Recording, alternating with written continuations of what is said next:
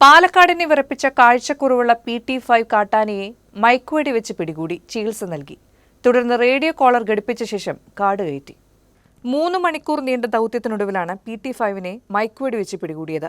ഇന്നലെ രാവിലെ 8ഓടെയാണ് chief veterinary surgeon doctor Arun സക്രിയയുടെ നേതൃത്വത്തിൽ വിദഗ്ധ സംഘവും 100ഓളം വനംവകുപ്പ് ഉദ്യോഗസ്ഥരും പോലീസും അഗ്നിശമന സേനയും ദൗത്യം ആരംഭിച്ചത്.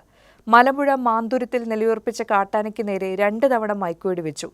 10 മിനിറ്റിനകം ആന മയങ്ങിയതോടെയാണ് വിദഗ്ധ സംഘം പരിശോധന ആരംഭിച്ചത്. ആനയുടെ വലത് കണ്ണിന് പൂർണ്ണമായും ഇടത് കണ്ണിന് 70% കാഴ്ചപരിമിതിയുണ്ട്. കണ്ണിനേറ്റ പരിക്കാണ് കാഴ്ചപരിമിതിക്ക് കാരണം. കണ്ണിൽ മരുന്ന് വെച്ച് കെട്ടി ചികിത്സ നടത്തിയ ശേഷമാണ് റേഡിയോ കോളർ ഘടിപ്പിച്ച് ആനയെ ഉൾക്കാട്ടിലേക്ക് അയച്ചത്. അടുത്ത 20 ദിവസം ആനയെ നിരീക്ഷിക്കും. ഇതിനായി ഡോക്ടർമാരുടെ വിദഗ്ധ സംഘം ജില്ലയിൽ തുടരും. കാഴ്ചശക്തി വീണ്ടെടുക്കാനായില്ലെങ്കിൽ തുടർ ചികിത്സ നൽകുന്നതിനെപ്പറ്റി ആലോചിക്കുമെന്നും ഡോക്ടർ അരുൺ സക്കറിയ വ്യക്തമാക്കി.